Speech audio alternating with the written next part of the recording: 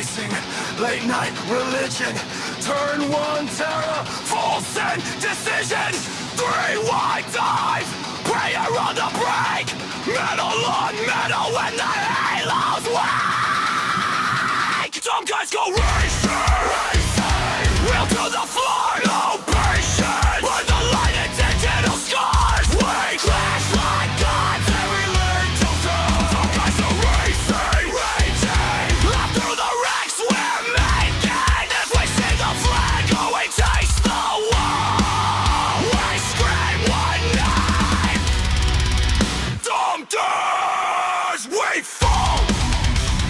Woo, baby! Welcome back to another brand new episode of the Dumb Guys Do Racing podcast. And I'm here with the boys, Jimbo, Coach Mike, and Todd. Yo. There's the platter. There we go. All right, Jimbo, we got 2 special guests. Let us know who they are. That's the one guy from that one team and the other guy who's on the same team. Let's We've see. got Pappa from Pappa's House and Game and Salamander joining us today. Yeah, welcome. Yeah. Hey guys, Great to to be here. be- I know we should have. PHG paparazzi. That's right. Papa should have been on long before everybody else, I guess. Except Yeah, it's long overdue. Oh, it's yeah. way long overdue. You should have been elbowing your way in so you could talk with us. You should have done. Been like, hey boys, get back. Let Papa take care of things. That's what you should have done. So we've talked with Sal before. You're gonna have to sit on the sidelines a little bit. All right. All right. And thank you, Sal, you, for Sal. hooking this up, buddy. Yeah, dude. Thank Well, that was my deal. I had to bring in the OG here. So That's right. Yes.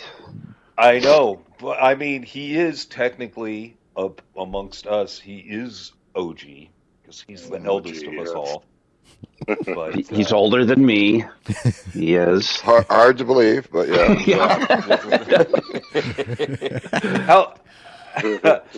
How long have you been? It's funny in the pregame we were talking about where we started, and it's like Atari, ColecoVision, and television. All of those early gaming systems. You go back that far too? Did you start the video games? Did you go to the dark, dank, smelly arcades like we used to? Papa? Did we lose Oh, Papa? it shows that he's muted. Oh no. Oh no. technical Hear me difficulties. now. Yeah. there Oh no. Oh no, Papa. We're live. We He lost pulled a Todd. He pulled a Todd. I'm notorious for doing that, talking, having conversations with myself, and nobody's listening. Like Exactly me what last night. To answer your question, yes, I lived in those arcades, man. Yeah. I love those Yeah. things. Fuck yeah. I scrounging quarters. Hmm. Oh, Every man. fucking nickel counted. That's right. It was a live or die guy, the skateboarding game. Yeah. When, Skate or die. The one I remember the most 720. was, 720. That's it. Nice. one I remember the What was most your was go-to? Dragon's Lair. Dragon's I Lair. remember that game. The Oh, graphics were man. top notch back then. Yeah. God, I forgot about that game. They had way more squares than everybody else. Way more squares. Now, Bob, did you ever do any like the? I guess you called them at the time. They were Sims in the arcades, the racing games, when they started popping out. Not Way, so way much back. in the arcades. No, I didn't really get into the sim games until, the PlayStations and the Nintendos and stuff like that. But Yeah. no, I was more into the action games at the arcades. Cool. Which I guess technically that kind of leads into like, what was your first with PlayStation and GT? GT1. I've played every Gran Turismo. And I guess my only other go-to is Final Fantasy. I played every one of those too. Ooh, Oh I wow! played a few of those too. They're fun. They're was- really, really good time killers in a way. You could go for Right, hours and yep. hours. Yep. I was never that much of a nerd. Couldn't get in. Well, I always found that games like that, especially, were worth the money. Well, that's because you're a nerd. You know, I mean, you really got your money's worth because you play hours and endless hours in different directions. You know, so Right. It's true. Yeah. It's true. Well, it's like that I first know. Final Fantasy. You had so much grinding you had to do. Yeah. But it was fun. I mean, but yeah, you'd have to spend 8 hours just trying to get from like one dungeon before you were leveled up enough that you could survive the next one. Yeah, exactly. Yeah. Yeah. Now, when did you really kind of get, wow, this is what I really like for racing, like in the series, I guess to say, with the Gran Turismo? Did you get locked in at the beginning, or was it, one of those intermediate games you played here and there, and then by like 4 or 5, you're like, damn, this is sick, Well, I guess it started right at 1 because my kids got into it too.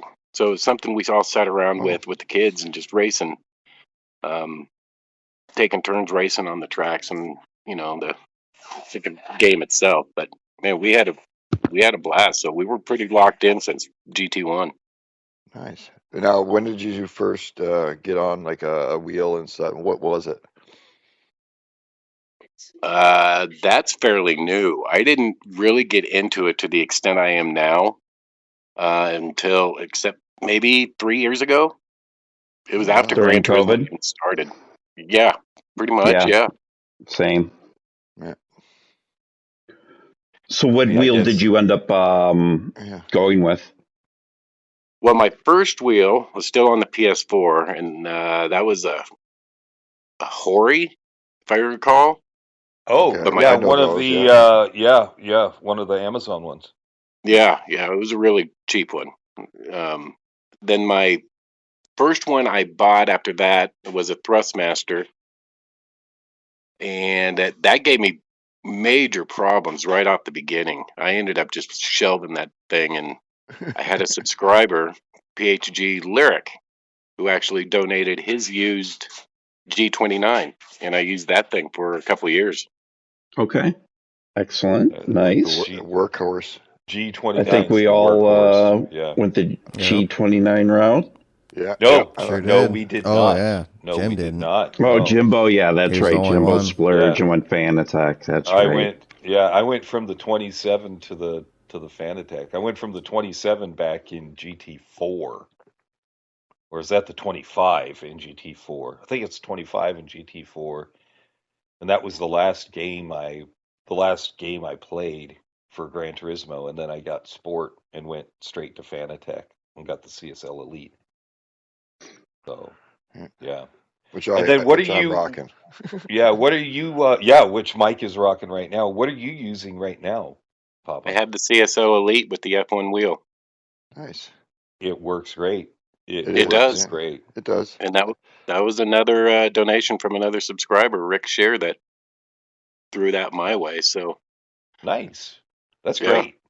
That's great. That's how it should be. That's how it should be. It's like sent my Elite up to Mike. Sean has sent his Elite to Necromancer, who's one of our newest teammates. He's just getting into the game. We met him down at the event in LA. Oh, nice. So yeah, no, so he's all set up now. Got some good shit happening down there. What was the genesis behind PHG? okay, well, that started as a joke, honestly. One of my other subscribers that I actually had a chance to meet in real life just one day showed up in one of the races and says, "Look what I did to my name." And he had the PHG in front of his name.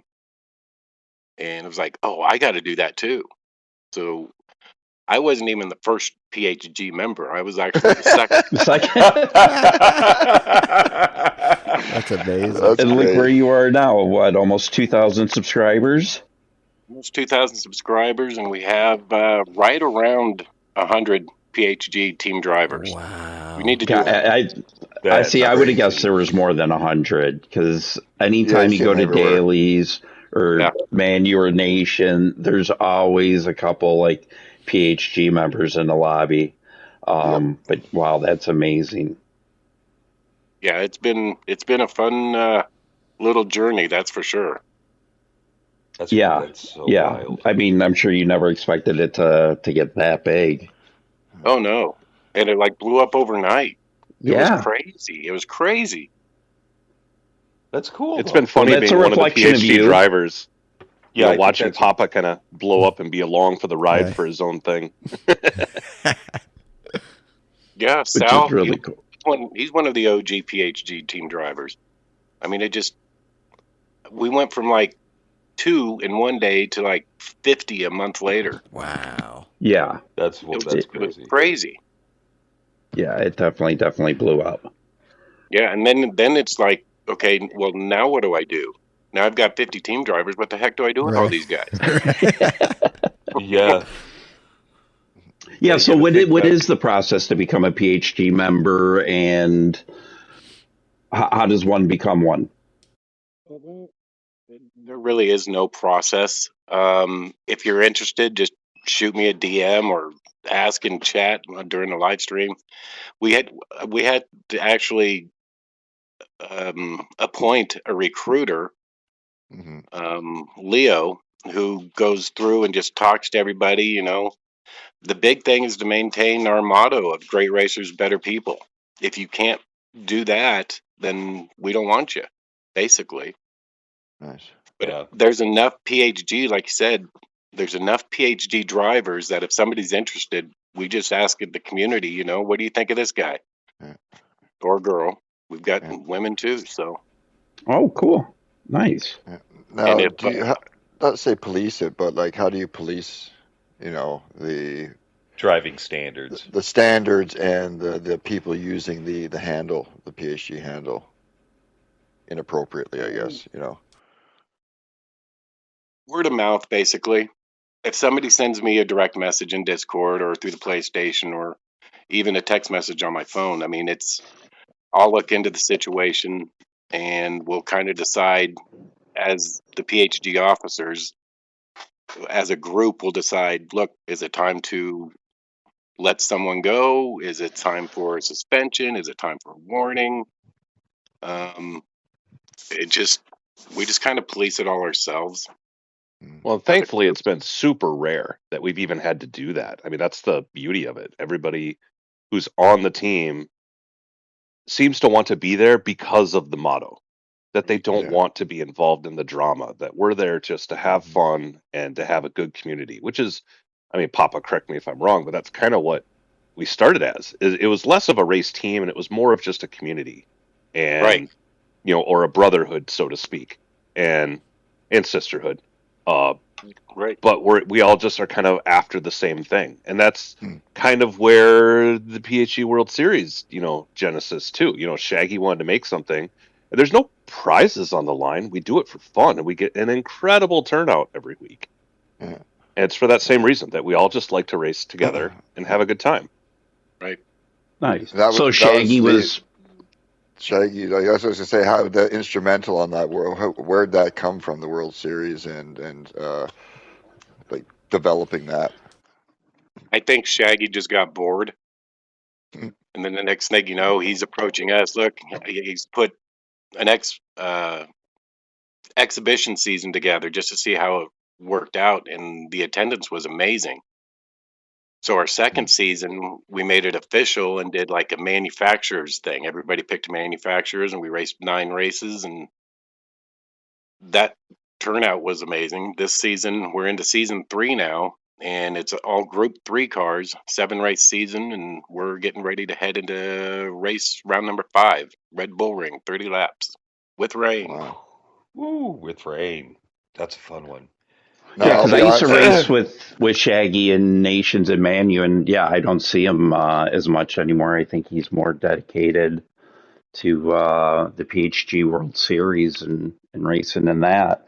Now, also Shaggy's like an elite driver, so I know you guys have an elite division. How did that come about, and Well, what when do we you have to started- do to become an elite driver? The So we have PHG.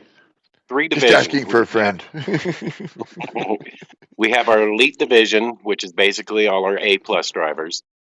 Okay. with the DRA plus. Then we have a team Alpha or A team. We call them the A team, which is our second division, and that's really like your B drivers and your A drivers.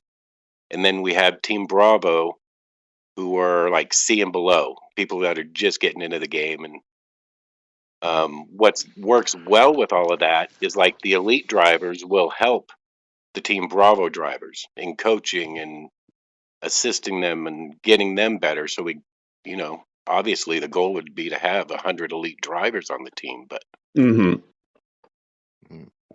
But that's, I mean, Now, that's mathematically impossible too. yeah, yeah. right, exactly. But you know, Try. You got to, So, Goals. the mentorship is really important. We've got a guy who just started, so he's still down in the D division. So it's like anytime we can help him out, we're trying to. yeah, absolutely. now, do you And that have a couple dedicated guys that do coaching on the side for your team members that are starting? we don't have anybody dedicated. We just kind of throw it out. Um, in our Discord, like we got this new guy, needs some help. Is there anybody available that can help him? And we have yet to have any issues finding 2 or 3 guys that are willing to, spend a couple hours and just get them started and help them along their journey. That's awesome. That's It awesome. Yeah, because this is a game we need more A players and people that know how to race with etiquette and Mhm. um, just better drivers. Yeah, and etiquette's Well, a big thing. yeah. It Well, really Absolutely. is. that's the thing is that the game and that doesn't teach that. So anybody who's not knowing racing and understanding sportsmanship and etiquette of racing in general before playing has no way to learn that. You see it all over the place. But like even I see on YouTube people putting things that like single player stuff and they're just plowing through the Right. AI thinking that they're winning and they're good because there's no education of it in the game. So you do need more and more people in the community spreading that knowledge kind of thing and taking people in and be like, yo, this is what you do. This is how you do it, you know, and Well, then we, you we get better. saw race etiquette in the race on Saturday with somebody named Pop. Hey, let's go over the race on Saturday. Where it was at, how many laps, the weather conditions, and just talk about your final last lap and that last sector, and you basically, giving up a spot and, taking a P5 where you could have had the P4. That's right. You were there, weren't you? You I saw was. I did. It was a great race. it was actually an awesome race. It was. So, so I guess where do I start? Okay, so the way our races are set up, we usually have 2 races on Friday night and 2 races on Saturday afternoon.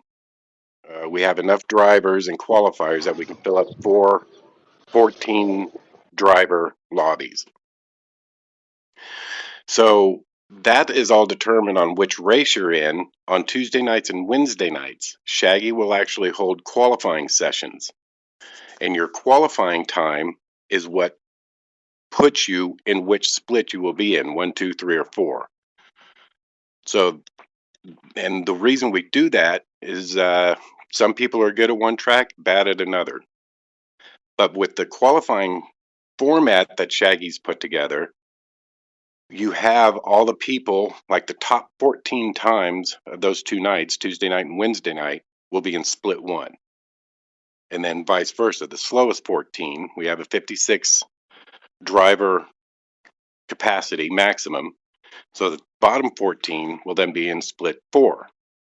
We do splits 1 and 3 on Friday night, splits 2 and 4 on Saturday. So I am not good in the rain this week. I barely made split 4. I barely made qualified for my own league. That's pretty funny. I did. I was actually number 56 when qualifying was over. So So, like, But I just got a quick question. Like, so with the qualifying sessions, how many people actually enter for the qualifying? But it's again, as opposed to the 56 selected, do you have more than that? So, do you yes, have like 70, 80 people trying to get in for the 56 slots? weekly. Yeah. I think the lowest week we've had so far is 66. Yeah, And the Now, biggest Wow. was 80, 82, 80. something like that. How many we I think it had? was. So yeah, a lot of people got sent home in Yeah. some of yeah. those weeks.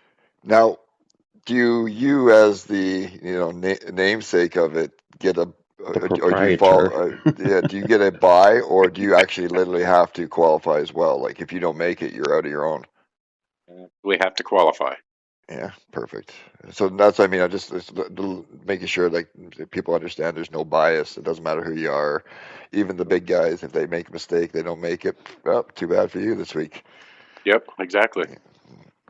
That's cool. But this week's race was a 12 lap race at Le Mans. Started with torrential rain for the first 3 or 4 laps, dried out, and then the last 2 to 3 laps were raining again. And real quick, the two manufacturers were Ford versus Ferrari. very cool. Very Oh, cool. nice. Yeah, Very it was cool. very cool. It was Shaggy's done an incredible job putting these combos together. Yeah, every week he's got a theme. Obviously, Yeah, this last one was Ford versus Ferrari. But next week at Red Bull is going to be WRX versus Lancer. Very cool. Yeah, they're And all, So should be fun. qualifying started in the rain, yep. Started which is in kind of rain. crazy. Yes, it was. It was crazy. 'Cause I hate rain. I'm not a fan of rain. So when I was like, oh my, even qualifying's in rain. This is crazy. Well, it started. Your outlap with the track was pretty wet. By the Oh, it time was yeah. by the time you got around to start a hot lap, you were starting to just see the dry line. So a lot of us pit like at the end of our outlap, put on our soft tires, kind of that first half lap, just kind of went really really careful, tiptoed around until the dry line was really prevalent, and then you could go for it. But yeah, it got really sketchy. Yeah. And the I first mean, couple, that's fun though. I Yeah, honestly, that's a yeah, that blast. that Trying to sounds fun because it's strategic. yeah, right. And honestly, when Shaggy announced the combo, and we all went into practice, I was doing a lot of cussing at Shaggy. But honestly, it was one of the best combos I think we've had so far. It was a very fun race to watch. It was. It had a lot going on. Yeah, there was a lot going on throughout the field. It was cool. It was. It was. I think we something we need to do, and we should have from the beginning is really thank McNaughty for this. Oh yeah, Because without McNaughty, we all wouldn't be here talking, most likely. yeah, right, right. Yeah, I McNaughty just and I the just thought about NRL. that. Yep, Yeah, the the NRL NRL. league has number one opened up our podcast, and gotten us out to a lot more people, but it's also introduced us to PHG and the sectors, S7R. the Sector 7 Sector 7. guys, Yep. or got ladies and gentlemen. So it's you know, thanks to McNaughty for doing this, because otherwise we wouldn't have all these cool people on, and talking about these great leagues. It And sounds he's like also a contributor to the PHG. He's in the World Series. He was racing Yep, Friday night. he was. that's awesome. So That's awesome. Um, It's funny that it's it's like it's such a large community, but at the same time, it's such a small community. You know what I mean? There's just one person here and there that like kind of connects everybody. Yeah, In a way, and then but at the same time, there's such huge areas that once you get brought together, you look at the community, it's just like wow, there's a lot of us out here. Well, it's funny because going to the World Series Yeah. and meeting people there, um, and you like, oh, I finally meet people that I have only raced against or Mhm. only talked to online. So that makes it, and you realize that we all know each other in some way. Everybody knows everybody. It's 6 degrees of separation. Yeah. Yeah, I You agree with know, that. Yeah, that's what I it's was saying. so Like, it's just crazy. like you never know. Like, you always think, like, even when we first all started, we all like-minded about the same as we are now. All the etiquette and sportsmanship and good, close racing and fun in that aspect. Like, it was just like, why doesn't anybody else? And then you realize through like meeting another person here to here to here that the community of this like-mindedness is absolutely massive. We just got to get it out there to these beginners. You Well, know. it's not the problem is it's not just beginners Mm. because I mean, and we talk about this all the time. I think PD and Gran Turismo has fostered a community of desperation, especially when it comes to if you're, in the official events, and you see that come out with people. People are so desperate for DR points, or they're so desperate to get points in a race that all of the etiquette goes out the window. It disappears. I, and even in your daily races, you're so desperate for DR that you're fighting, you're fighting like it's a win for ninth place so you can get 2 points towards your DR. Right. So consequently, you've got a ton of people that even if they do know how to race with etiquette, they choose not to because the game has put them in a situation of where they need to feel desperate so they can move up just that little bit to get those 2 little Yeah. points so they can become, so that they can get to A or they can get to B or they can get to A plus, and it's very difficult to race with that, you know. Yeah. Um, Dive bombs become a norm. Yeah, Oh, because you for you know, got to sure. go, you got to get that 4 positions, 5 positions to get that 1 point because, yeah, like you only so many people get points. They should set it up more that, like, if you start 16th and you finish, 15th or 14th, you get a point or two, and like your DR kind of because you improved, you're doing, what I mean, like it should be more variable to where you're starting and where you finish, yeah, as I in think it should like be rate based. if like you know, It should be based on the amount of people you get past yeah. and not where you necessarily end up. It's I don't know. It it's there's so many of the races that are first lap races. Hmm. The old saying is you can't win on the first lap, but you can lose, and it seems like there are a, a huge amount of people that forget that, especially since there were some longer races in this last season, and people were still treating the first lap like it was the last lap Yep. Hmm. and just doing stupid things or mid race doing stupid things that there was no reason for, and then you have, the Gardens race in the rain. There was a guy and I that were just going for it, but doing it in a clean way, not going for it in putting each other off the track, but going for it. Nice, clean racing. At one point, I hit him. And you know what I did? I immediately slowed down and let him go, and we kept racing the rest of the race. Great to That's see the it. way it should be. Because Yep. that's what makes. We all want to win. Of Hmm. course. We all want to win. We all want to be top three. We all want to get that guy in front of us.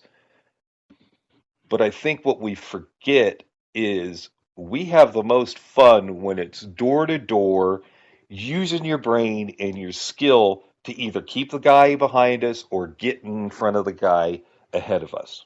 Yep. And if you're switching places back and forth, corner to corner, lap to lap, even if you come in 12th, Yeah. You sit back and you go, man, that was a great race. That was a lot of fun. Exactly. Yes, exactly. Which And which goes to your race last night, or Saturday. Why did you feel that you had to give that spot to the Mustang tell instead us of about taking P4? Yeah, the tell us about the whole situation. Okay, so where did I qualify? I think I qualified in fifth to start the race, and I was in the Ford GT race car, the 2018. Um, and the first couple laps went okay. I ended up spinning at one point though, and fell back to 10th. So it was a grind to get back up into even where I eventually finished. But I was able to, at the end of the race, I caught the Mustang on the final lap, and I it was going into the last two chicanes right before the start finish line there at Le Mans, and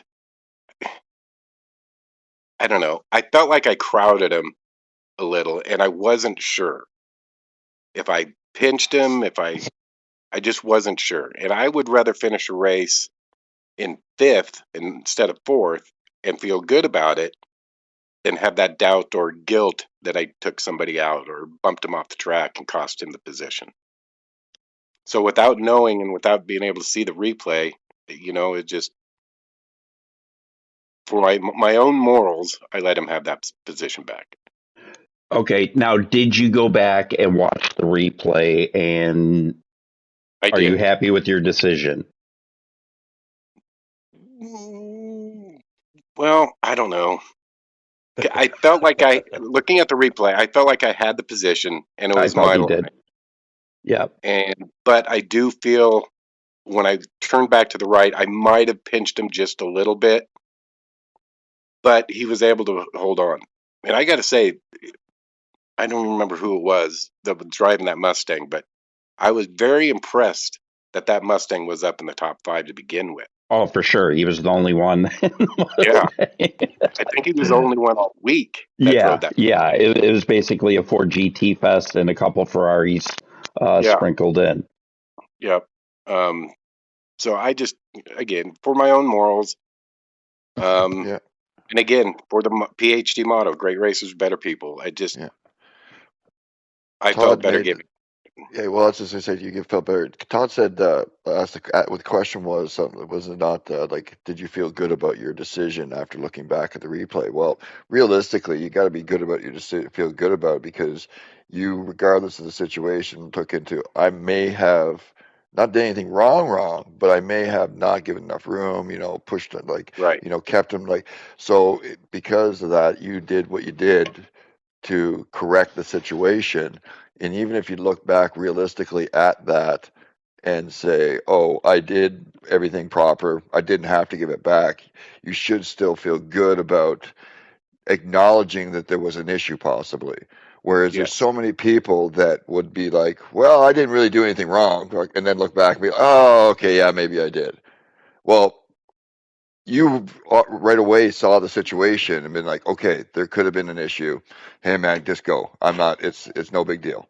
You know that to me is the better reaction than to sort it out after with the replay and be like, yeah, I probably should have gave that back. Well, give it back right away and figure it out at the end. Right. Feel like you said, feel good about for yourself personally and what you stand for. That's a great way to like, and people should look at that way.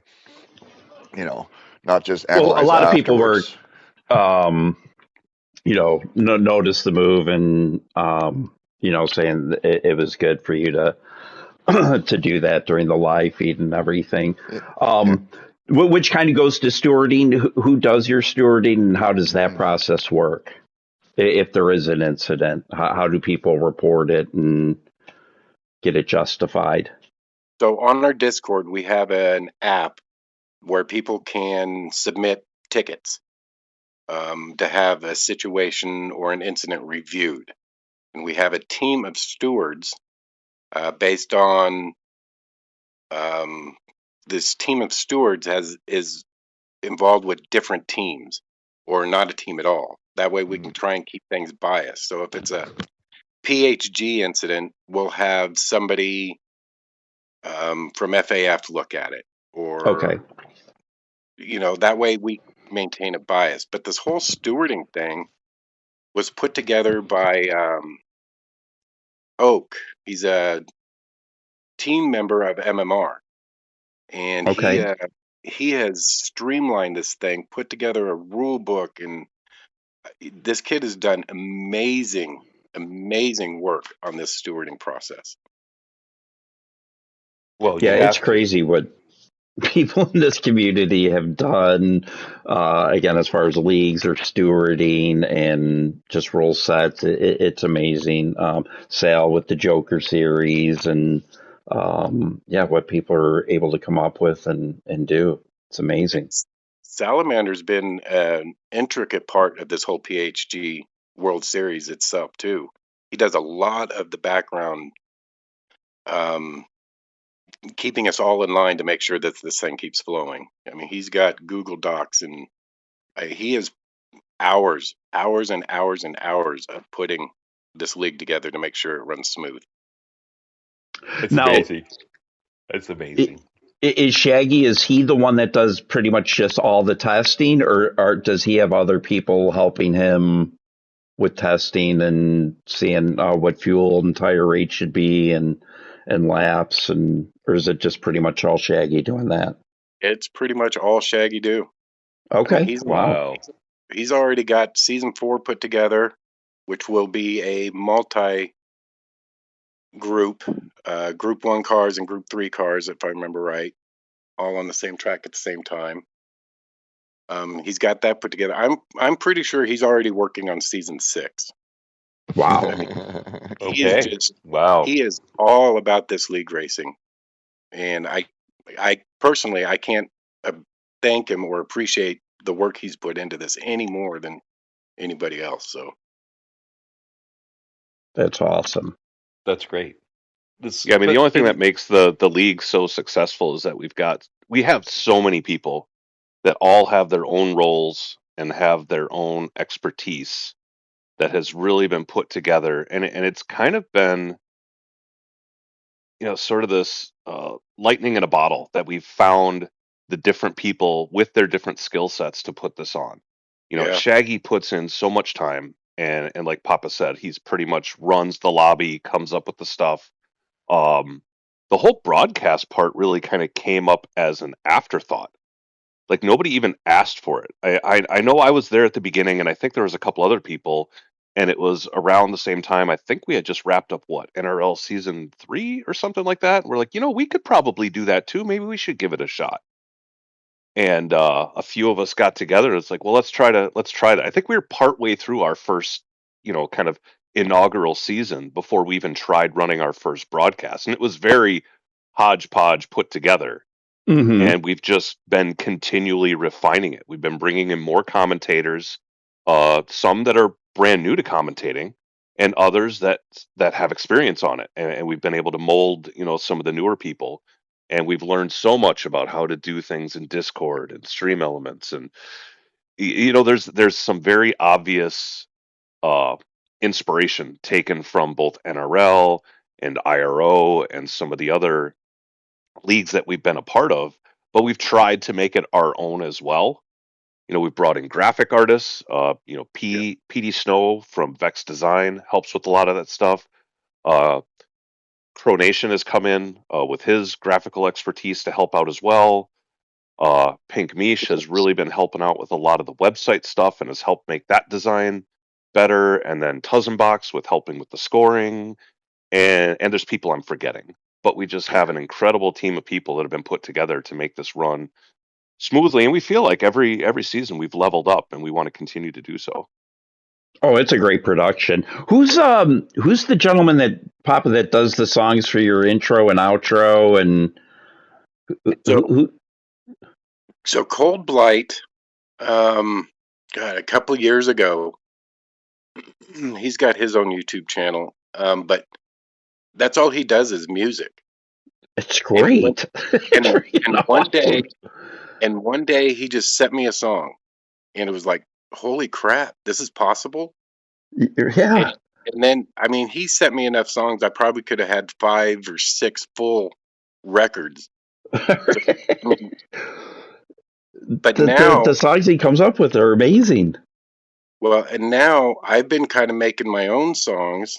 C-Dubs has put out a couple of them. Also a PHG member. Just using an AI app, Suno, Suno. Okay. And it's so easy to do. You just you type in the comments what you want, what type of music you want, uh, and it'll rip out 2 complete songs in like 2 minutes. It's just Incredible. Wild. it's amazing, this AI music So, stuff. it's so wild. But yeah, they're very good. The songs, very, very good.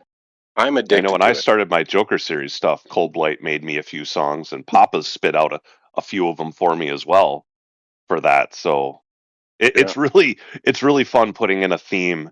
Like at the beginning of this last one, I think it was C-Dubs that made the Rainmaker song, Yep. talking about Shaggy being the Rainmaker, and that's what we were playing at the beginning of the broadcast. So, hearing those songs with mentions of different PHG members and like what's actually going on this week at the track, I think also makes it more personal and special. Yep. Yeah. It's a really nice added touch. Mhm. It is. So is going back to announcers, this is Mustang Chuck, this is his first season being an announcer? Not his I believe it is. first. Oh, Is it? okay. I think he was. I think he did some announcing last week, but this was his first week being the play caller, the lead announcer. Yeah, Right. Yeah, he's he doing great. He did he an was awesome doing some of the qualifying stuff before, but yeah, I believe Right. this was his first race day one. Yeah. Yeah, impressed with him. And I know he's kind of a VR flat screen driver, so shout out to Mustang Chuck. Yep. So, So it's go ahead. excuse me. Oh, excuse me. So what is next week's race? I know it's Red Bull. You said 30 laps. It is Lancer versus WRX. What are the tires, fuel for that race? No, Uh-oh. You know, I don't remember what Shaggy has it set to. I'd have to go Mhm.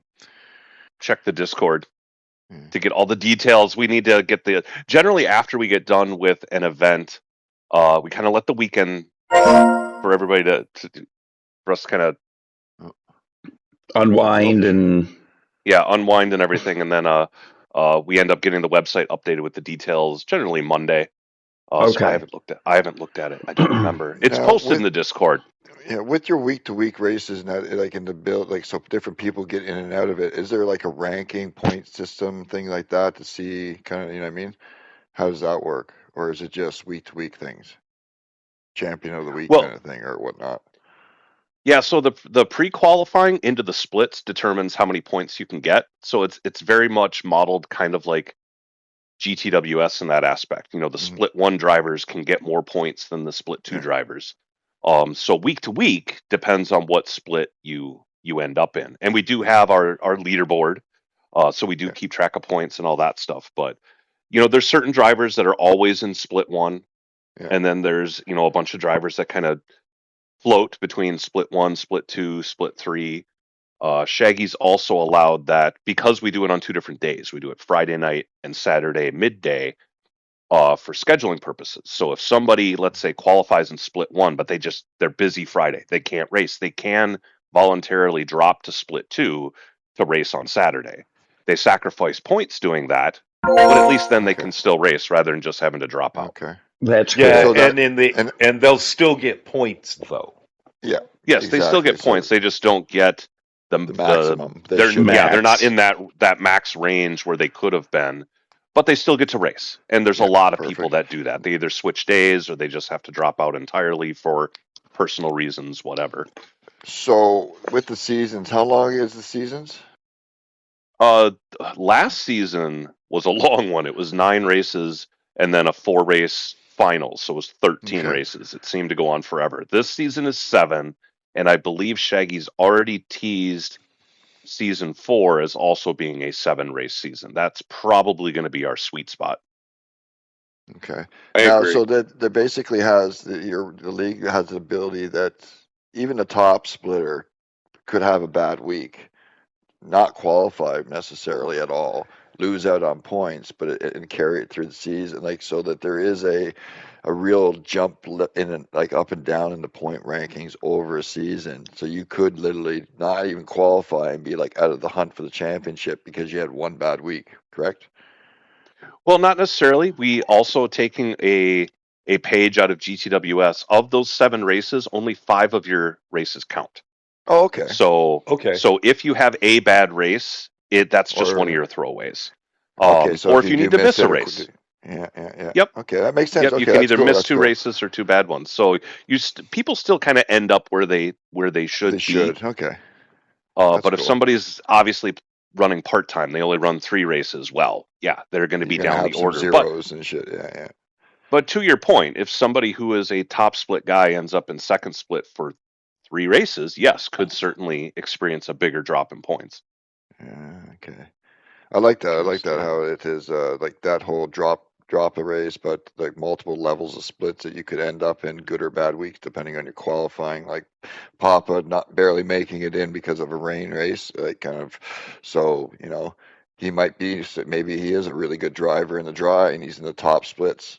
You know what I mean? But because of that, now he's dropped a whole bunch of points in his rank. Like so, like he's not going to be able to collect as much for his overall. That's kind of cool. Hmm. It really makes it more strategic in the long run of things of the series, not just a long race as well. You really have to think about what you're doing. Well, I mean, it also gives people the ability to still have a life. You know, Yeah, What do you mean? some if somebody flexibility. is GT is because there's life. so many people that are gonna there's so many people that maybe wouldn't join if they're like, well, if I'm not there for all 7 races, what's the point? Exactly. I have a Correct. family vacation coming up, so I'm not even going to join the league. Cancel. With this, it's just Cancel. go. Yeah, cancel. Well, that happened to Oh, Sheldologis in NRL. He was, in first Exactly. place, and he had to go to Mexico and beachside in the winter or whatever, So, yeah, it happens. People have lives, and sometimes things get in the way and can't participate in every event. So, Yeah. It's like me. is there a buy-in for the drivers, or like a $5 or $10 entry, just to have some, earnest money so people will, try to participate in every event? Nope.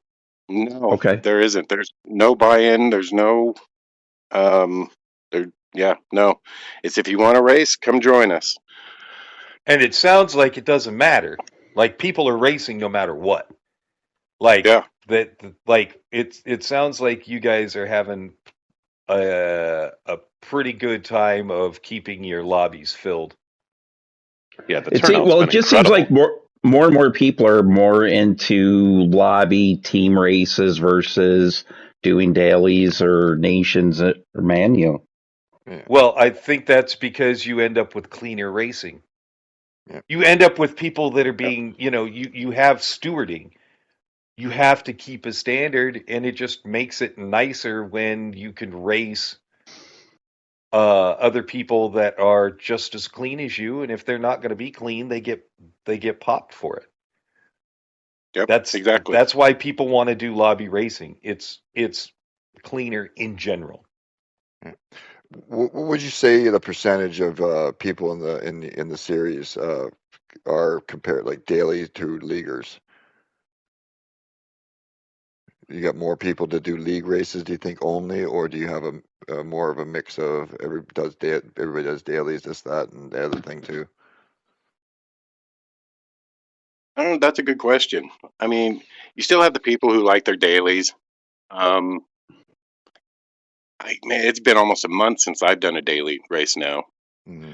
I mean, I'm not even participating in the manufacturers or nations this season, so I'm more focused on, you know, getting the practice in for the upcoming race. And we'll hold open lobbies throughout the week for that too. Yeah, every time So Pappa it's- opens up a practice lobby, it fills up It's full. instantly. It's funny. Yeah. That's- Well, yeah. Again, when you have 100+ team members, and it's going to fill up quick. So, Well, I don't even think it's that. I think it's people excited about the race. I think it's Yeah. it's the excitement that you're practicing for a race that you feel means so much more than what you're getting out of the manufacturer of the game you're playing. Yeah.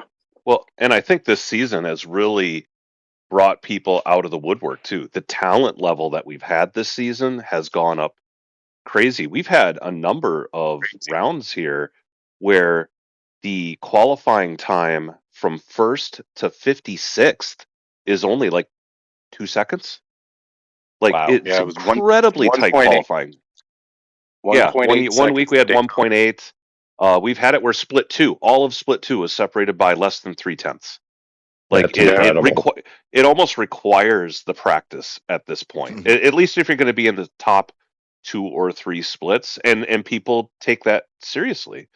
And even though there's not a monetary prize on the line, we do have, shout out to 4D Racewear. They're providing some prizes for, at the end of the season for what, the top 3 drivers, is that it, Yep. Papa? Top Yep. 3, yep. So they're doing that.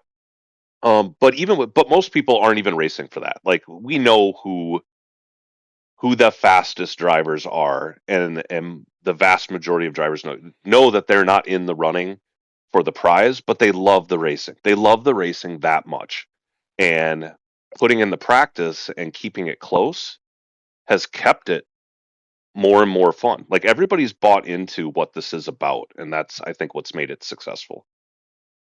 Yeah, that's what's important. That's it, it's about going out and having good, clean racing.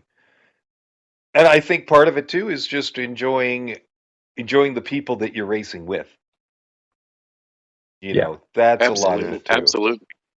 That makes Yeah, a all lot the of people have difference. really become friends and gotten to know each other. And you're absolutely right. Racing with your buddy is way more fun than racing against, Rando McRanderson, who are like, Joe did he hit Schmo. me to be a jerk? Whereas if it's your buddy, it's like, okay, that was a bad move. I know he didn't mean it. He probably feels bad about it, and we can joke about it and move on.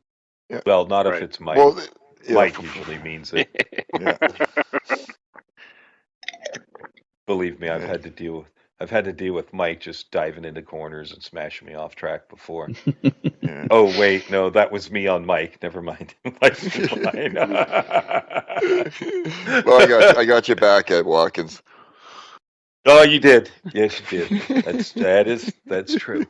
That is true. He laughed so hard.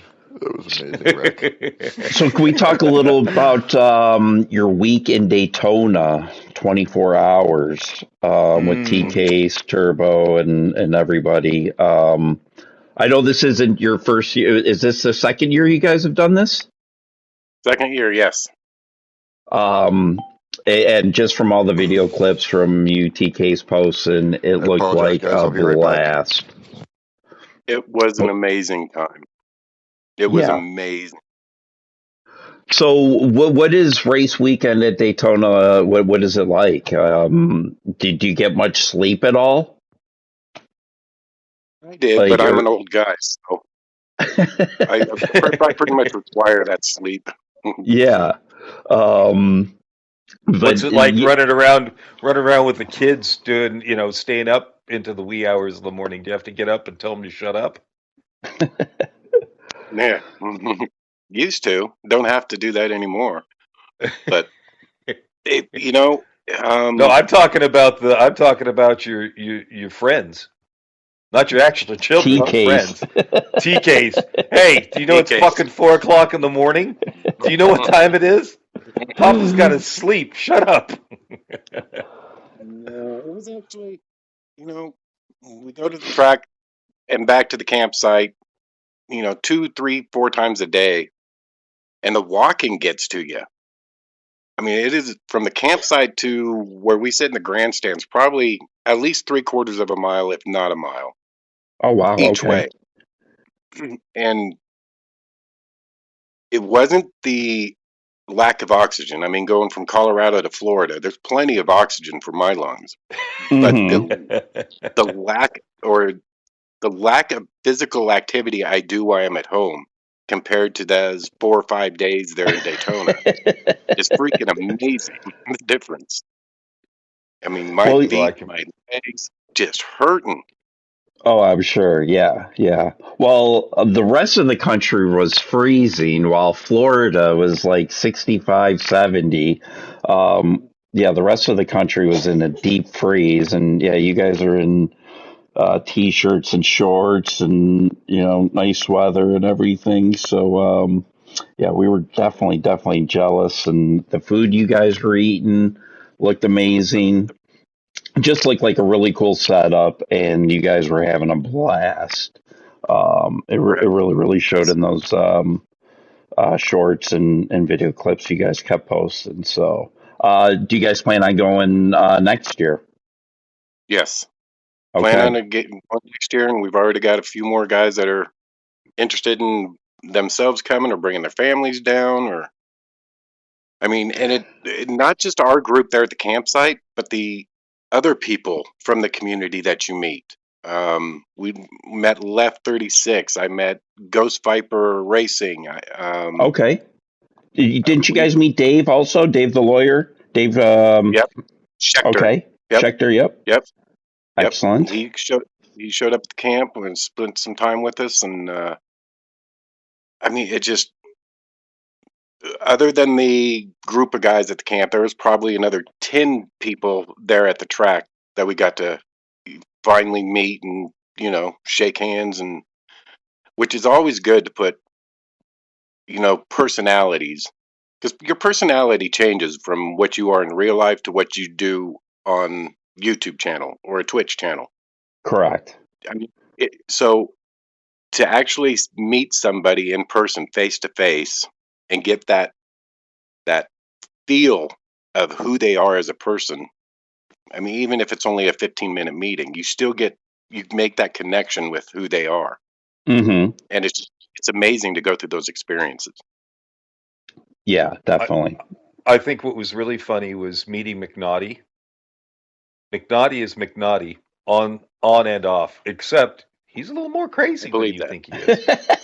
Yeah, He's yeah. he's like, oh yeah, went out last night, and then he's like, hair of the dog, hair Yeah. of the dog. But it's yeah, it's a blast to be able to meet. It's fun meeting people, especially if you're people from the same tribe. Let's say, you know, you're all Yeah. again. It's the whole. It's fun to meet the people that you've raced against, or it's fun to meet that YouTuber that you've always watched. Right. You know, it's just it's part of. I don't know. It's part of one of those things that I like about this community. This community is, you know, there are the people that we all have issues with, but there's a significant amount of people in this community that we love to watch, we love to be around, we love to talk about. When you see them, everybody loves Plaka. I don't know one person that doesn't like Plaka. And Awesome guy. I don't think you can trust a person that doesn't like Plaka, quite honestly, Yeah, for sure. because he's just amazing. He's a fun racer. His streams are crazy good. Like Yeah. it's just awesome. It's just awesome. So, it's one of those joys. It's like meeting up with Bells, PHG Bells. Met him down in LA, and now he joins he's like, yeah, I'm going to be doing manufacturers. So he joins our practice lobbies, and he's Yeah. always welcome. Always welcome. Fun guy to be around. We had a blast down in in LA. It's just, it's one of those things that I He's an I incredible think guy, man. he is. He is. I mean, it's one of those things. It's great to meet those people. Well, Yeah, what was it? Like a GT7 has a good year? community. What was it? It was something like a year and a half ago, Papa, when you were over here in the Midwest. Yep. What was that? It was he was coming over to Iowa for family stuff, and I'm like, I'm not missing this opportunity. So we ended up meeting up. Me and Papa got together, Yep. and I had to drive 3 hours, I think it was. But we drove down to some random bar in Iowa and hung out for what was it, like 2-3 hours? We just sat around and talked and all that stuff. So that was so much fun. And Very I've cool. gotten to meet RJ because he's here in Minnesota. When Santa was here, PHG Santa was here to Oh be my the mall gosh, Santa at the Mall of Mhm. America. We ended up meeting up with him. dude! Me and Santa, RJ actually both met up with Santa after he was done doing his Santa job for the day one night. That was fun. dude, Santa meeting him at the World Tour 2 was just what a great guy. Because we're like walking up, like Sean and I are walking up, and Sean's like, "I think that's Santa. I think that's Santa right there." And it was Santa. And what I mean, awesome dude. He actually, what's funny is, so we randomly meet the necromancer. Matt was standing. I turn around and I'm like, yeah, that guy looks familiar. Turns out he looks familiar, but I don't know him from shit. Um, but we start talking, and he's like, yeah, I'm just here. Thought this would be cool. My girlfriend's out doing whatever, and he had the regular tickets, and Santa was like, oh man, we've got, if you want to, you can, give me like $10 and I'll upgrade your ticket for you. And Matt's like, all right, cool, whatever. I don't have any cash on me, but I can get it to you. And Santa after that was like, no, don't worry about it, man. It was a test. I just wanted to see if you would actually be like trying to pay for it. So just gave him the ticket, so Matt was able to sit with us because of Santa. That's cool. So no, it was super cool, super cool. That's how you know when people are good people. So Yeah. yeah, it's great, and the community. There are very few out there that aren't good for the community, but I think in general, the basic the basic few of us, or the basic people that are out there, are good, and just want to I race agree. and have a good time. I agree. You know, it just really is. Um, what was the one thing that stood out to you at Daytona? And I know, Sal, you've been there before. Have both of you been there before? Or is this your first time? Papa's second. It was my Sal Yeah, has second time. not. No, I haven't been to the Daytona race. I've been to the track in the off season when I was there, doing the Disney thing, but never actually been there for a race. So what is your biggest, like, when you went there, what was your like wow moment? Like, what did you got there and you're like, man, this track is fucking massive? Or was it, That's a main one. Yeah. I couldn't believe how big that freaking place was. Papa I mean, going, yeah, you got to walk a mile to get to your campsite? That didn't surprise me one bit because that track is just so big. But even thinking about that, I'm like, you just have no scope of the size until you actually get there. yeah, Yeah, it's TV massive. doesn't do it just tracks like that and things like that justice. It doesn't, makes because you see everything. It makes it look like it's not that big. And then when you actually see these places, like fucking Jesus Christ, this is big. Because you don't realize like these are miles long.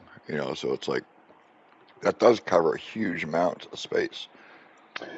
Papa, do you know what the attendance was this year for Daytona? No, I heard it was going over 70,000, and it was Okay. going to be a record year for them. Yeah, I know that it was going to be one of the biggest years that they've had, if not the biggest year that they've had. I knew Right. that. I never heard a final number though on what it reached. But they were projecting 70,000 plus, possibly, Yes. which is a great turnout. Again, motorsports just seems to be growing every year. That's what I was just going to ask. Like, do you guys feel like racing in general, motorsports, is actually increasing in popularity, whether it be, endurance racing or Formula One or even NASCAR? You know what I mean? Like, just in general, motorsports. I think NASCAR is actually dropping off. Oh, yeah, NASCAR's more. having issues Say right now. I'm a huge NASCAR fan, and I feel that market's pretty stagnant right now. Hmm. Yeah. I'm hearing a lot more about the IMSA and the F1, and Hmm. I think they're definitely gaining popularity.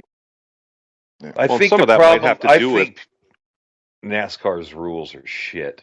Yeah.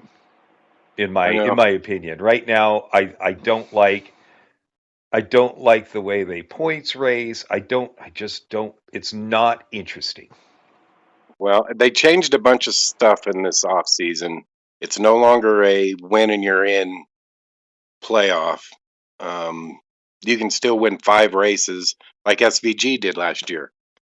Won 5 out of the 6 road courses or whatever. But he wouldn't have pointed in with the new rules. He'd have still been out of the playoffs. So I'm glad they got rid of that, but it'll be interesting to see how it plays out this year. I watch NASCAR a bit here and there, but one thing I don't really like is that it's how it feels to me. It's like 3 races in one. It's not one race. It's a bunch of small races. Like, With stage breaks. yeah, like competition yellows and stuff. Like, just fucking let it race. Let it get back to the fucking that there's 4 guys on the lead lap because of strategy and stuff and accidents and things like that. And you know what I mean? Like, and race the full course of the race, not just these little 20 lap sprints, Right. and shit like that. Like, I find that is pretty detrimental to the whole thing. It'd be like Formula One throwing a sprint race in the first 12 laps of the race, and then all right, everybody pits. All right, now we're going to start again. So now that whole big gap that you eked out, that whole why push, why race, like it takes it away from that, I think. So.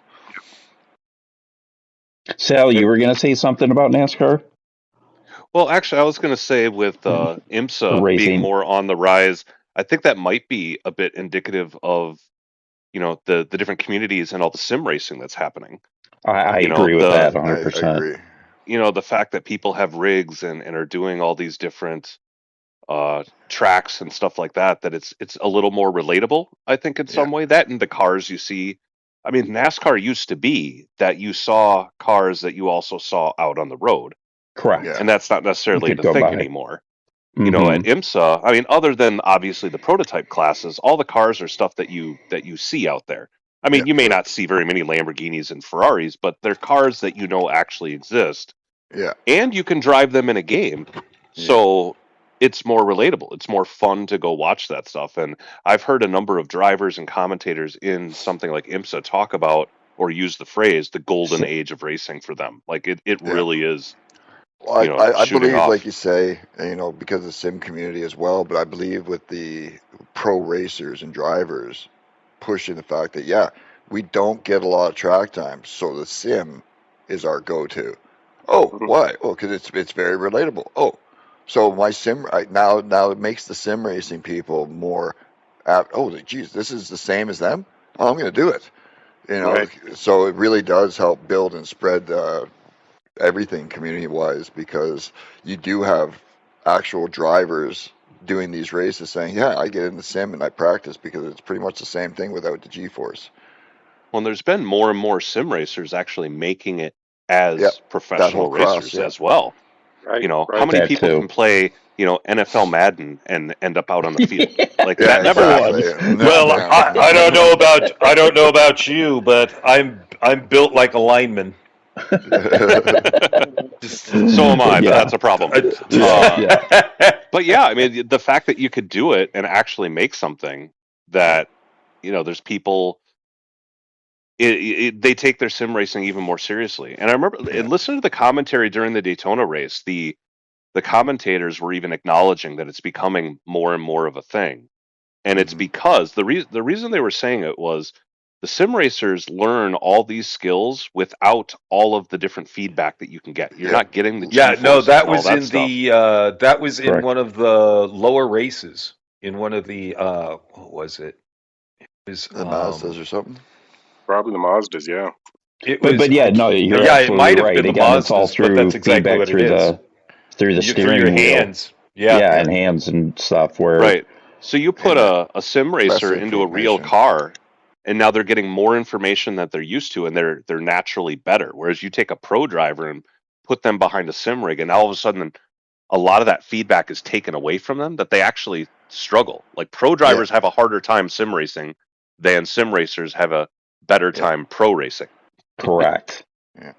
I can't say that it doesn't hurt that one of the most famous drivers in the world, Max Verstappen, doesn't help the sim community when he's pushing sim racing and his own private sim team and everything else and trying to promote them into real racing. Like, I think that also helps. Like that you have this guy saying that, hey, yeah, I can take these guys and we can be a pro race team, whether on a sim or the track. Like that sparks a lot of, especially younger people coming up that don't know all the racing leagues to get into it more because it's like, yeah, I can race these same cars on these same tracks, watch these guys do the same thing I'm doing. Oh my God, I have a chance to do this. I don't have to, like Max has said, go-karting has nothing to do with racing other than the basic fundamentals of, you know, being in a car of sorts, because it's not the same. Like sim is better experience for learning than doing go-kartings and wasting all that money because they totally drive different than a real car. You have to slide the car through the corner. You don't do that in a real car. Right. So he's super huge, I think, on the promotion back and forth that you too, playing your sim at home, could become a real driver if you put the effort into it. Well, even brings Gran Turismo did their Gran Turismo Academy a few years ago. Yeah. Well, 10 years ago now, probably, but That's funny when we say a few years ago because it was Gran Turismo. A long years Gran ago. Turismo 4 when they first started that? So it was more than 10 years ago. 20 years ago. Yeah, it's probably 20 years ago. Yeah, that's funny. That's so fucking funny. It just seems like yesterday. That's old people saying, it's just a few years ago. Oh, yeah, how time flies. Yes, that wasn't a few years ago. Does. Oh, that's so funny. But again, I also think that, COVID, there was a huge spike in sim racing. Again, everybody was at home and people got involved in that, which then got people more interested in actually watching motorsports and trying to participate. So I think that correlation between those two just helps. Well, the NASCAR guys did that, right? Like, didn't they set up like legit races with like a lot of the NASCAR people during COVID went out and bought really nice sim rigs, and then they got the actual announcers from the race to commentate on it, and ran it like a real race. That looked like so much fun. Yeah, that and IndyCar did the same thing. Yeah. IndyCar did the same thing. That kind of leads me to like, I don't know if we've touched on this because I had to go away for a second, but do you guys do anything for sim racing outside of GT? Do you guys do iRacing, ACC, any of that stuff? I do not. I jumped on the PMR thing and haven't returned to it for a while. I had really high hopes for that because IMSA was like working in cahoots with them. A lot of the IMSA cars you don't have in GT7 were on there, and reading about how they were doing their penalty system, like it all sounded so promising that I went out and bought it and was really looking forward to it. I'm still hoping that maybe they can fix it enough that they could resurrect it, but at this point, it's not looking good. Sal, when's the last time you were? When's the last time you played? Because I've heard they've done a lot of updates. Is that true? To the game? I've seen the news articles and stuff. I honestly haven't been in it. Now with Okay. the PHG World Series going on, I just haven't had time. All the work that we do in the background for production, I just Got haven't had it. time to. I honestly haven't had a lot of seat time in GT7 even, much less in another game. So I'll have to wait for my time to free up to get back to it. But I do hope to get back to it. Okay. And for you two guys, do you have a favorite car class? Do you like Group 4, Group 3, the hypercars?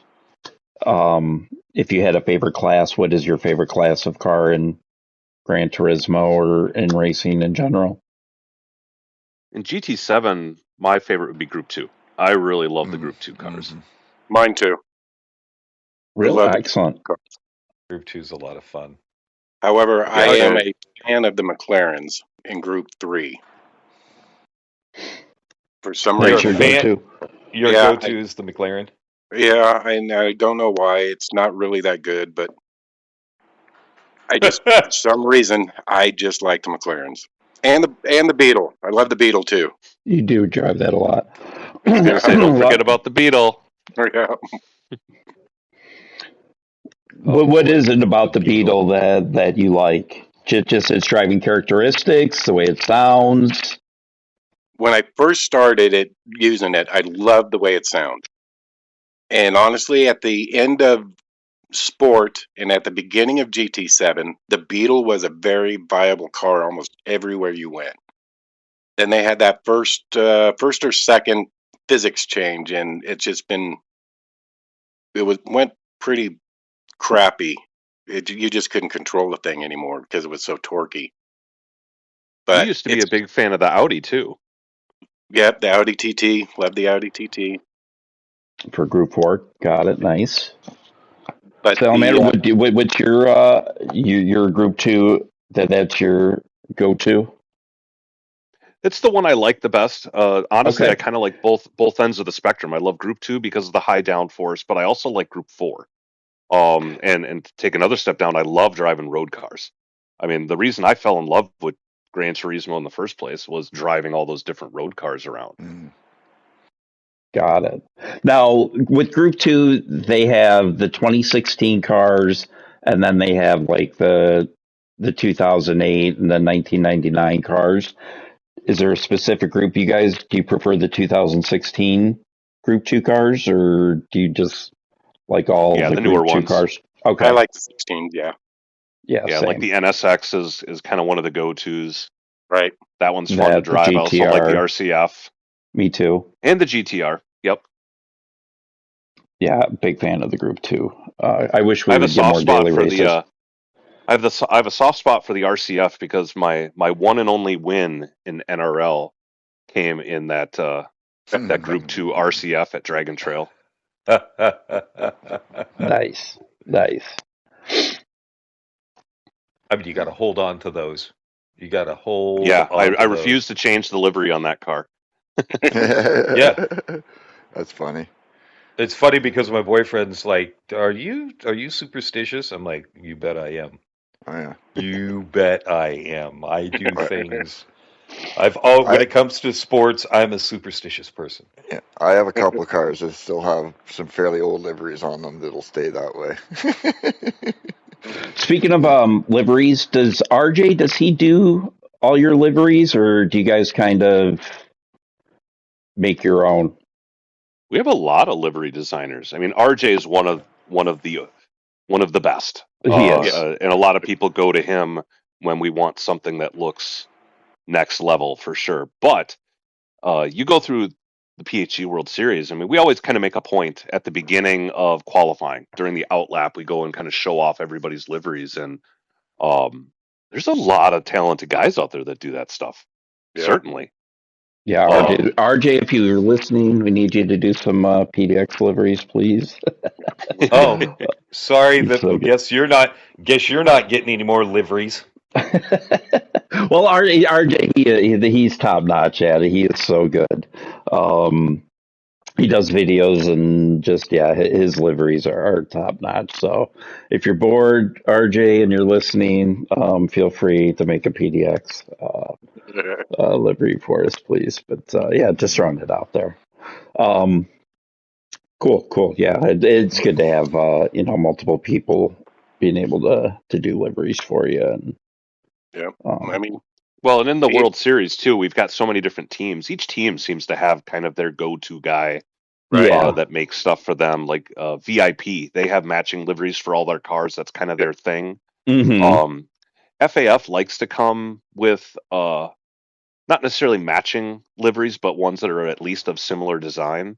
NVR seems to do that too. They'll show up with 2, 3, 4 drivers that look at least the same color scheme or whatever, the same style. So it's neat seeing that. I mean, it also helps identify the different teams. You know, the people It that might does. possibly be working together. Yeah. Well, all of our liveries are usually the same, just slightly different variation of colors for each of us. Yeah, because we all have our own racing colors. So there's just a little hint of our own individual color to it, but same livery layouts for everything. So it is kind of cool when we're in the same race and you see all of our cars kind of looking the same but slightly different. You kind of know, ooh, there's Todd, orange. Oh, there's Jim. You know. Right. I think just in the Chartreuse. last week or two, Santa had actually asked in our Discord if there was an official PHG team livery. And we were like, I get there really isn't, but that's a good No. idea. So Mm-hmm. we might be trying to Yes. establish a team livery. With that being said, with so many people, Yeah. there's going to be plenty of variation, but we may end up developing some sort of official PHG Yeah. livery that people could run if they want to. But that's very much in the works We or we at the all do beginning. VR racing, so we have a lack of information. So seeing liveries for us is, at least for me, anyways, is an indicator of people. Sometimes certain people, you know. Good point. So like I see, for example, like I can almost guarantee every time I know Todd when we're doing a practice, because we don't have anything to know who's behind us. So you can see a name sometimes in front, but if I have a couple cars behind me, I know Todd's coming up or Jim's coming up because I can see the color on their car. I know exactly who it is. So, like everybody races a little different, so you know the mindset of that person. You know what I mean? Not just guessing on who the hell is behind you, how to defend them or whatnot. So, I think liveries are, especially for say teams, are a fairly good thing. Yeah. Yeah, it's Well, good to have and a in the World Series, we've started to ask drivers to submit their liveries over to the production crew because we've Hmm. started to include them instead of some of the like lead up graphics and stuff like that. But it's also, I think, as a side effect, um, caused some drivers to plan that out a little bit more. Hmm. And now I think that some cars are a bit more identifiable. I mean, just like you said, it's not like somebody showing up with some strangely colored car at the last second that you don't know who it is. That like, oh, we've been seeing this car all week in practice, and we saw it in Hmm. qualifying. Yeah, So you kind of know who's coming, and Mm-hmm. that's fun. It is. It yeah, is. definitely. Real quick, speaking of VR, have you guys tried VR? I know, Sal, we've had you on the podcast before, but Papa, have you tried VR or have any interest I have in trying interest, VR? and I've never tried it, and I am interested in it, but I don't think they make enough Dramamine for me to Oh, withstand it. I get are motion you? sickness really I easy. was going to say, are you a bad passenger in a vehicle? So Yes, you bad. basically have to be the one driving. Yep. Okay, got it. That's Yeah, I funny. know. Yeah, I think Sean's wife is. She gets the same way and everything. So Sean gets the same way if he's not driving in the vehicle and everything. So yeah, that's unfortunate that some people, get motion miss that sickness. you miss out. You miss Yeah. out on the full experience. I'll In Hmm. my try it in one day. our opinion, for sure. Right. Because we are very we being car guys and race guys, this is this is a lot less expensive than going out and doing real racing. Yeah. Right. So this is how we get close to it without spending. I mean, we've all spent quite a bit of money on our rigs and all that stuff, but it's still significantly less than having most types of race cars. Jermaine talks about he has his real race car and he goes out and races it, and it's $1,000 for a weekend. Yeah. And he has sponsors, and it doesn't Yeah. matter. It's $1,000 out of his pocket for the weekend. Yep. You And know, that's him. It's like Honda Civics and Honda stuff Civics. what I mean? It's not to say low, but it's sort of inexpensive racing, and it's still expensive. Racing's expensive. Even It if we is. were to go out to a track day and get in one of the cars, like you can rent for the day for a couple laps or whatever, even doing that once is basically the cost of a sim setup. Yeah. You know what I mean? So why not do a sim setup Well, and get that Lumpy VR Melon, experience? he was in Vegas and he rented a Porsche 911 GT3, and I think he did 6 laps around Las Vegas Speedway, and it was $600. Yeah. I Plus, mean, you also have to a credit card. They take like 4 or 5 grand at least off for insurance if you crash it. That you need to be able to put on hold, like before you can yeah. even get into the car. But yeah, just racing, whether it's drag racing, road racing, it's an expensive sport. So that's why sim racing, I believe, is so popular. It's just hop on your rig, you crash, you hit reset, and do it all over again. It's you're not stuck with thousands of dollars in repair bills and Well, stuff like that. we've been doing VR racing for hundreds to 1,000 hours kind of thing, and I still to this day get into cars. And I'm looking around. It's like, oh my god, when I sit in the car, I mean, I still want to touch buttons and stuff like that, and Maybe in 5 it's or 10 just years it'll get to that where well, it'll be that immersive. let's talk about Aces of Thunder. yeah, Not every switch is switchable, but you can grab the throttle, you can set your gears, up and down. You have things, and it's not as sophisticated as Gran Turismo, no, but you still have that option. That's why, in some ways, I'm like, they could do it. yeah. They can Well, do it. yeah, like you just have to have it interchangeable of sorts. But like speaking of Ace of Thunder and that, like Microsoft Flight Sim without just on flat screen, when you go into planes, you can there's a control you can mouse over and everything is interactable. You can quick button it, or you can move your cursor around the cockpit and click on this, click on that, your throttle, your flaps, your trim controls, your gears, like everything. What I mean, is interchangeable, like interactable on the dash. Then they're going to make that into VR, which means like Ace of the Thunder, your hands, you're going to be able to reach and click everything. You're not going to need button controls because you can touch everything in that. So they're going to games like that interaction is going to be there. So there's going to be a VR sim for racing that comes out soon. Guarantee that you're going to be able to fucking interact with the knobs and things like that in the car, because hand tracking without any controls is coming as well. So The future of gaming in the next yeah, 5 or 10 years is going to be crazy. I mean, it yeah, already is right now, in my opinion, but it's just going to get more advanced and just yeah, more high tech, and yeah. hopefully the prices will come down. Because again, It for sim should. racing, we're all a couple $1,000s invested when you look at the PlayStation, your TV, your monitor, your rig, your wheelbase, and everything. And then if you have any extra add-ons, we're all a couple $1,000s invested. So, Yeah, it's um, funny. I don't even have all I have is VR in the place. I have a big TV up on the wall for TV itself, and everything's hooked in to load stuff up a bit. But I don't have a gaming monitor in front of me. It's VR or nothing. yeah. I, So, but again, it's to game at this level, it's not a cheap hobby. Let's put it that way. It costs could be worse. some money. Yeah, it could be. I mean, to do the real deal. Yeah. But now, Papa, So if are somebody you a said that car to me, guy? VR. Sorry, before I forget, somebody said that to me the other day.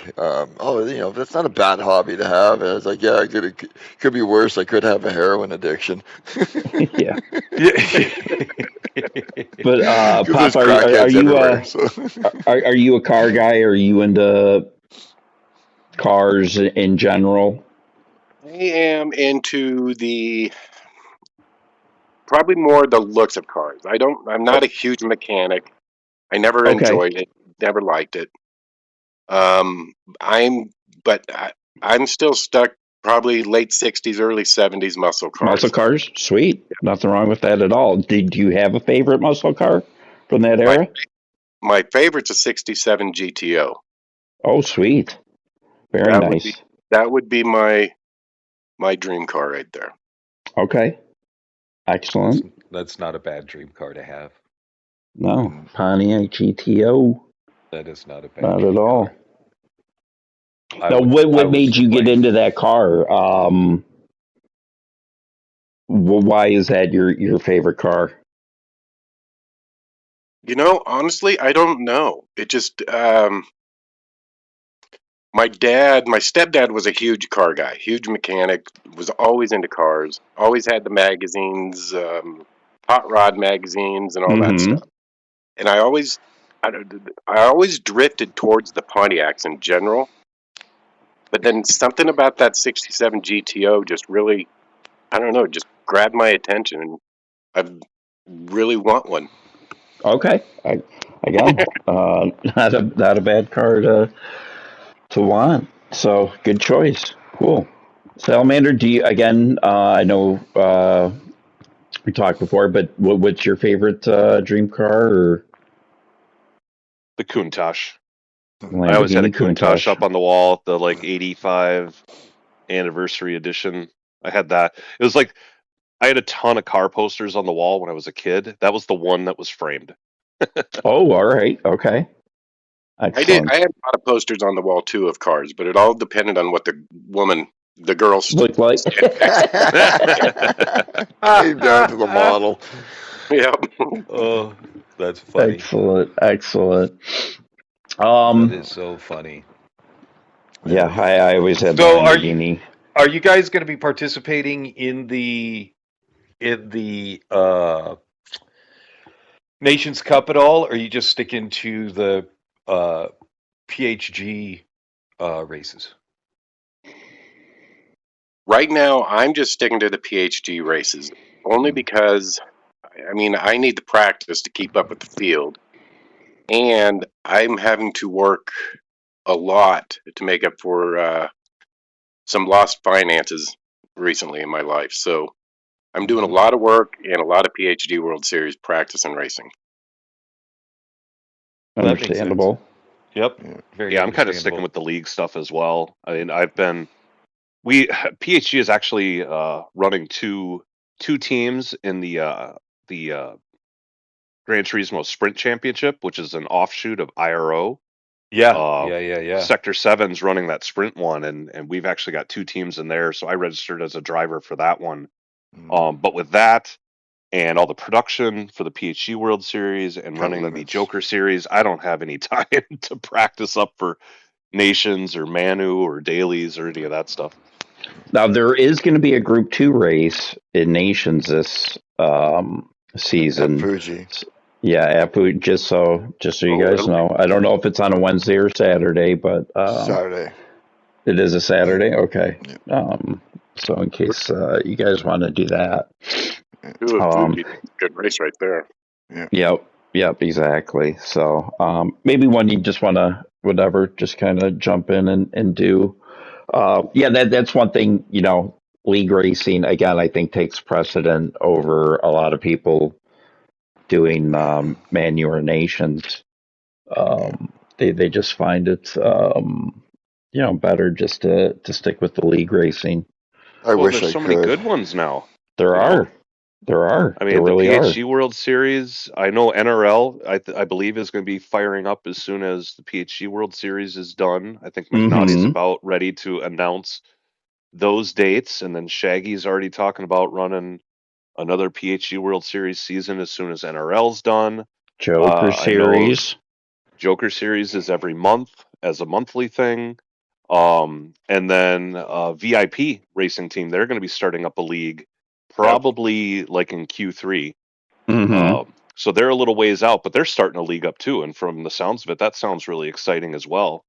So, and IRO that we already mentioned, Yeah, PHRL goes on. There's just so many good leagues out there there are. that, and if you want good quality stuff, you just stick with that. There's no shortage. It's not like you're going to have any downtime.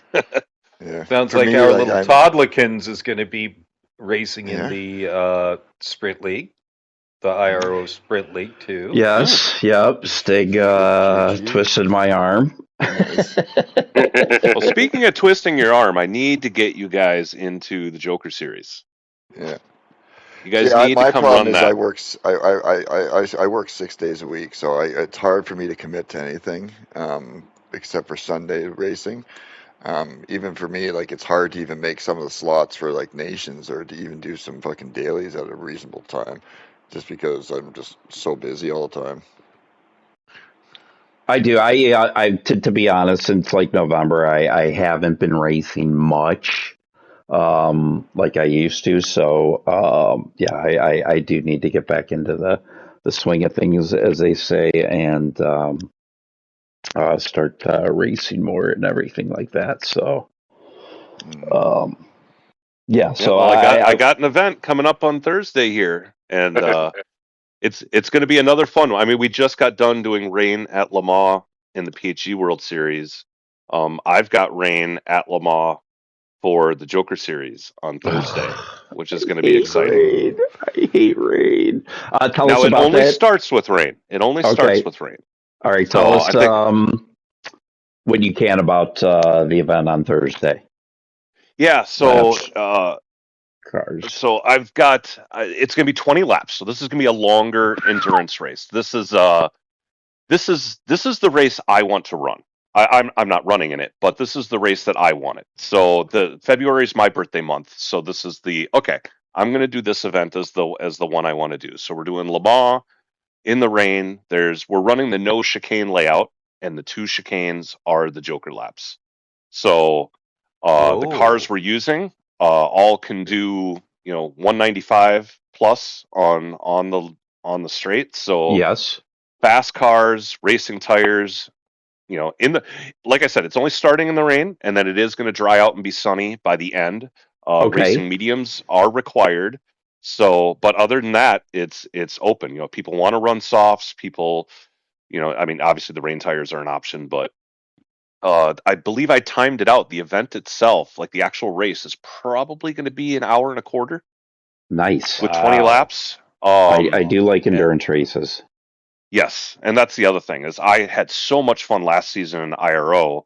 I wasn't going to be able to make it into like a 2-hour endurance. I don't think people would sign up. I would get as many people to sign up for that, but I wanted one that was at least an hour. So that's what this one's going to be, and it's probably going to be the only endurance-ish one that I do. Most of the races I try to keep over a half hour. I don't like the shorter sprint stuff like we see in dailies. Things that are more like Daily C are more my jam, and that's what I want to present in the Joker Series. But this one's a little bit more extreme, being that it's a little over an hour long. And speaking of birthdays, is your 50th birthday on the 10th? It's on the 11th. Well, the 11th? So it's on. Okay. Yep, it's the day before. So the day after is when I'll be run the Joker Series. So I'm going to be doing birthday stuff on Wednesday, and then running the event on Thursday, which I hope to get people out there for. Make sure to wish Salamander a happy 50th. It's a big happy milestone. 50th. I won't see you, so happy birthday to you. I wouldn't call it a happy 50th. That's the one. This is a the big decade milestone. that's finally bothering me. I made it through my 40s, with no problem at all. But now 50, it's hitting me. I guess this one hits different. So, but yeah, trying to make it a fun event. We definitely have plenty of room for people to come register. If people want to drive in the long race, I should say that too. There is going to be an exhibition race first, which is going to be shorter. I think that's going to be more like 30, 35 minutes. And what time does that start at? Yeah, so that starts at 7 Central is when we're going to kick everything off. And we'll run... That's 8 Eastern. Yep. by So Pacific.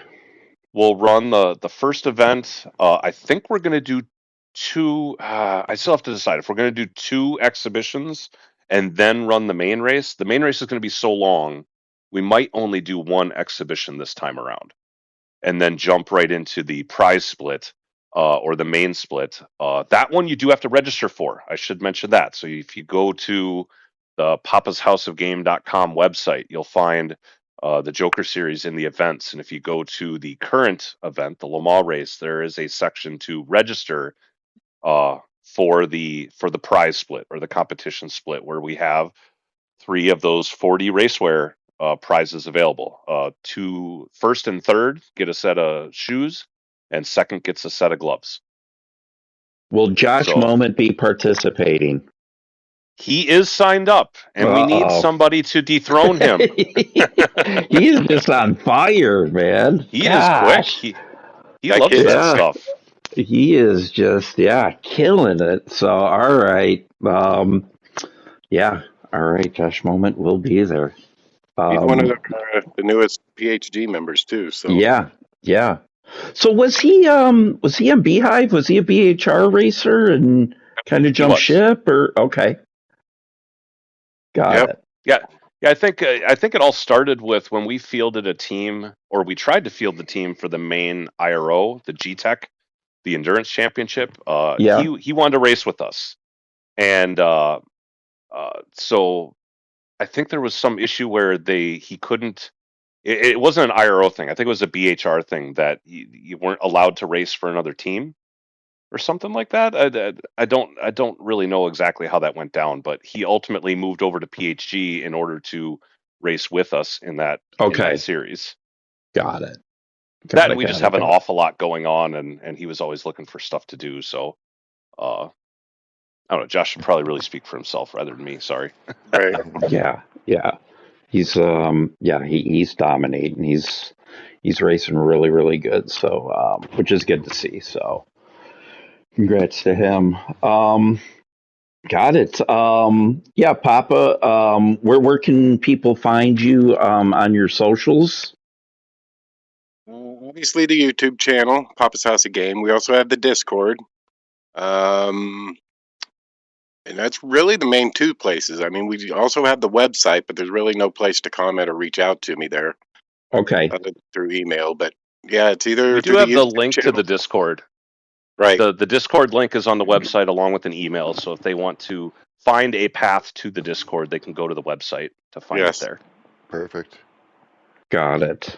And Salamander, where can they find you on your socials? Mostly YouTube. I do have a presence on Instagram and Facebook, but that is really just to send people to YouTube. Got it.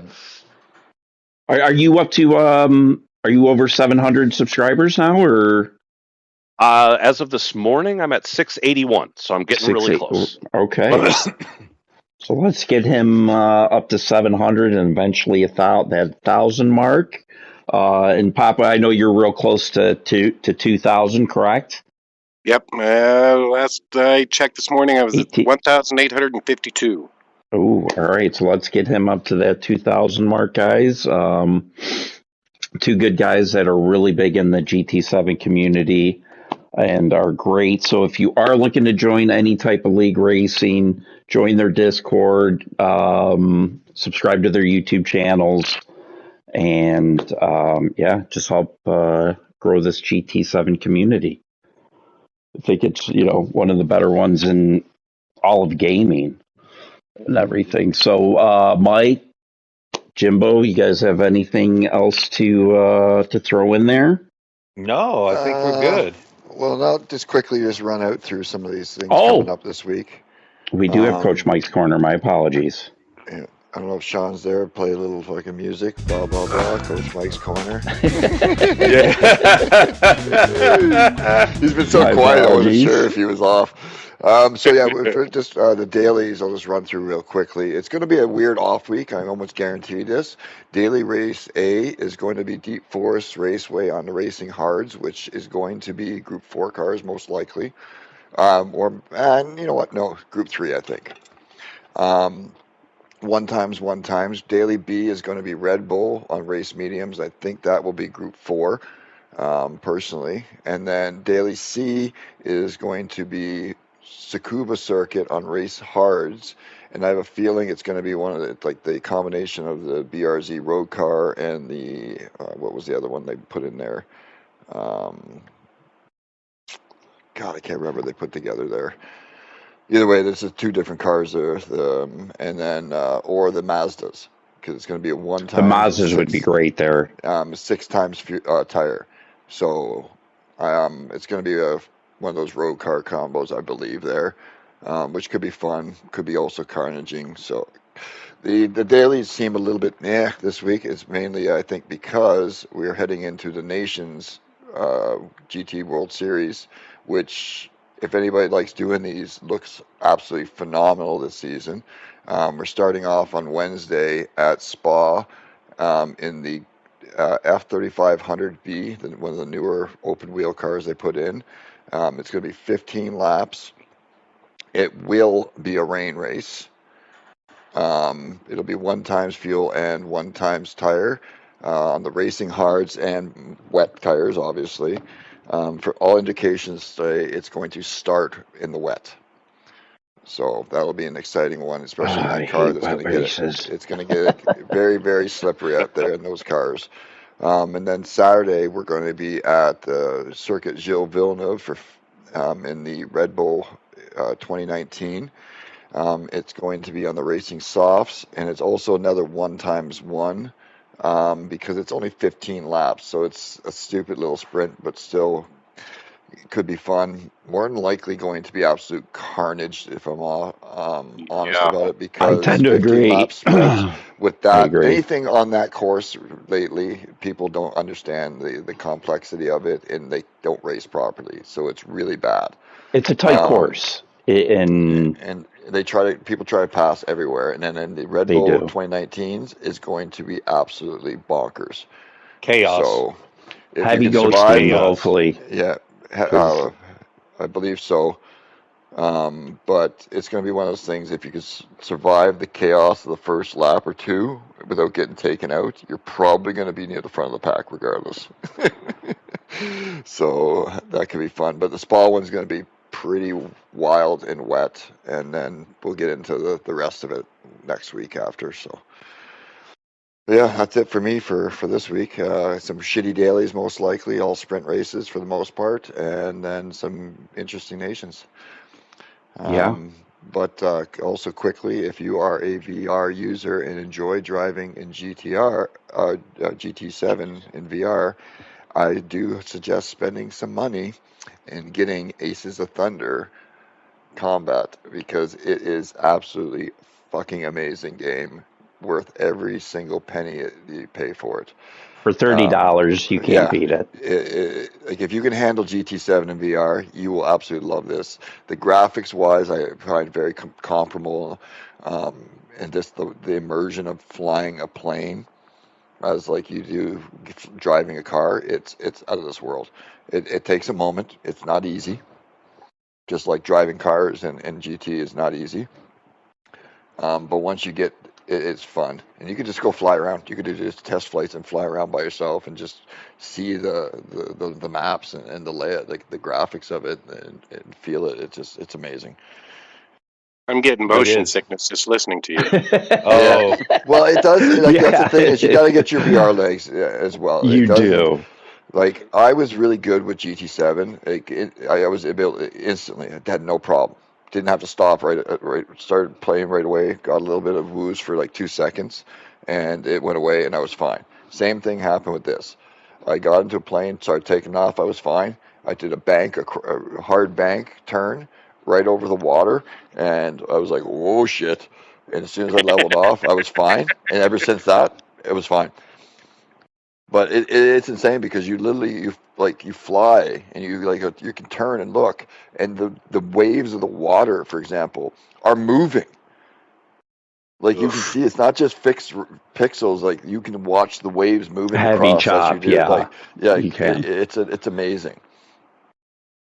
Yeah, again, for $30, if you have VR, it's money well spent. It's a fun game. We had a couple GT7 guys in our dogfights, one from South Africa, another one from Germany. It's super fun.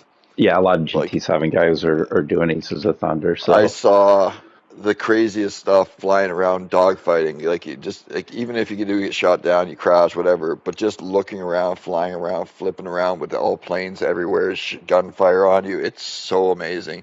I was looking out the window of banking, looking down and watched. I think it was Jimbo hit. Was it Todd or somebody else? And the crash. All of us. Boom! Like you could see two planes explode. Like holy like it was the most dramatic cinematic thing I've ever seen in a game like that. It was just like because it's not just watching something. You're literally looking out and seeing these planes fly, and also like kaboom! And the graphics of it all was just insane. A lot of laughs. Cars flying everywhere. Oh yeah, it's such a good. Worth the money, seriously. And on that bombshell, woo! I think we are finished. So again, thanks to Salamander for joining us. Papa, thank you again. Long overdue, but Papa's House of Games. Oh so yeah! Everybody go check out PHG. Go support them. They're huge in the community. Awesome guys and gals. And yeah, we thank you for your time. And again, we look forward to seeing what you guys do in the future with the PHG World Series and beyond. And get you back on. Yeah, honored to be here, guys. You back on. Yeah, well, it's an honor to have you. It really is. So it's our honor to have you again. Long overdue, but better late than never, as they say, right? Yeah, so exactly. It was fun. Thanks for having us. It was. Oh, it good. was. I'm glad and you everybody, enjoyed it. check out the Joker series this Thursday. Get on it. Gonna be fun. So 20 laps. It is 20 laps. Mo, Joe, just tell fun. Sal happy 50th. Don't remind me. All right, everybody. Thanks for tuning in. We do appreciate all the support. And again, we'll be back next Monday talking nations, and who knows, we may have a special guest. So tune in. Tune in to find out. All right. Peace. Yes. Tune in to find out.